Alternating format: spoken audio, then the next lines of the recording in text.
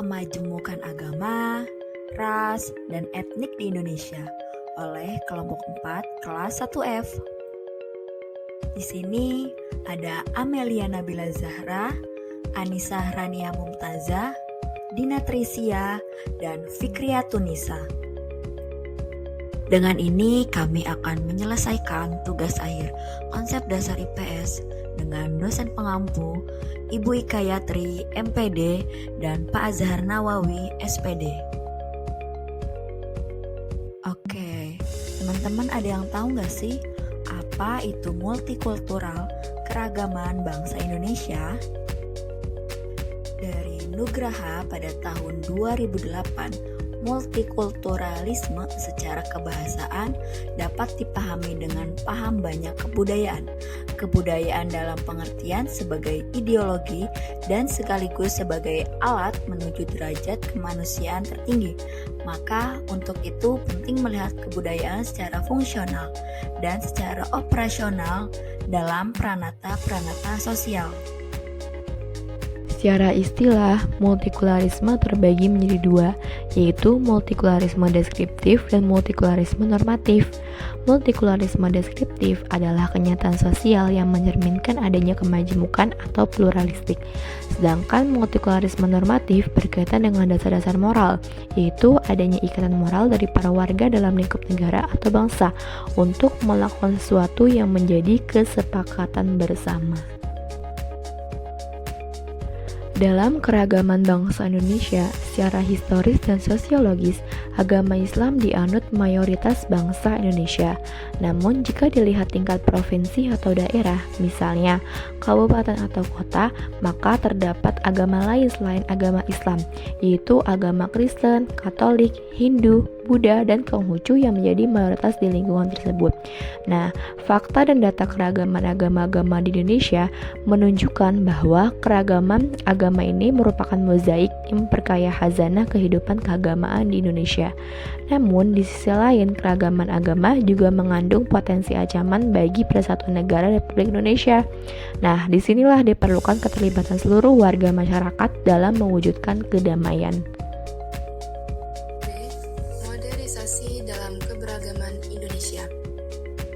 Moderasi beragama merupakan sebuah jalan tengah di tengah keberagaman agama di Indonesia.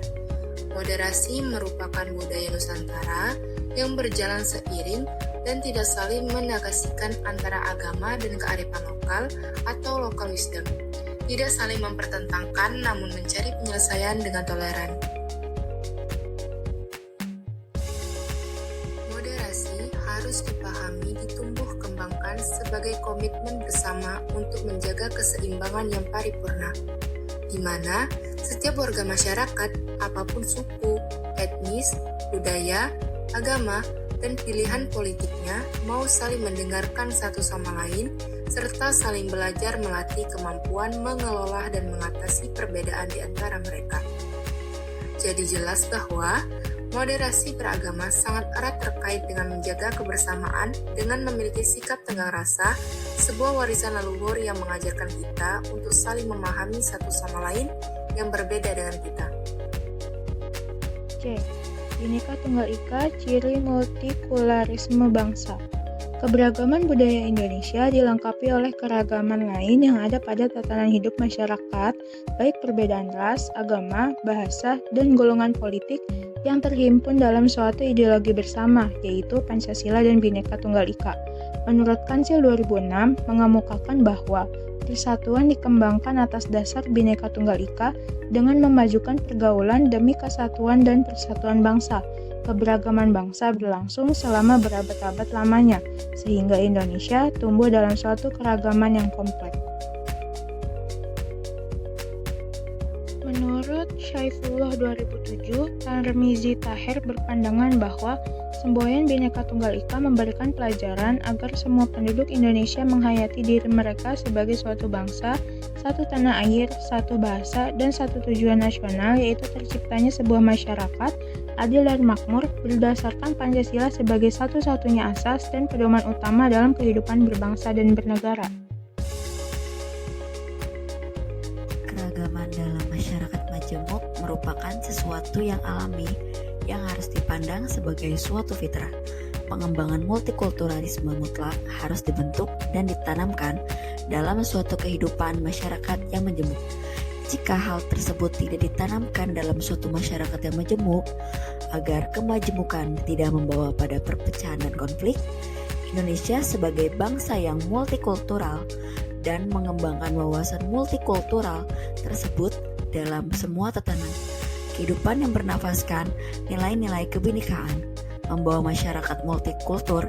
Indonesia harus diawali dengan keyakinan bahwa dengan bersatu kita memiliki kekuatan yang lebih besar.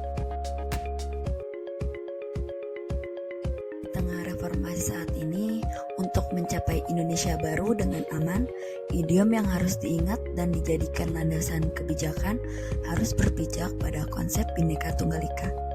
Artinya, meskipun kita berada dalam satu kesatuan, kita tidak boleh lupa bahwa sebenarnya orang-orang tersebut berbeda dalam satu kelompok.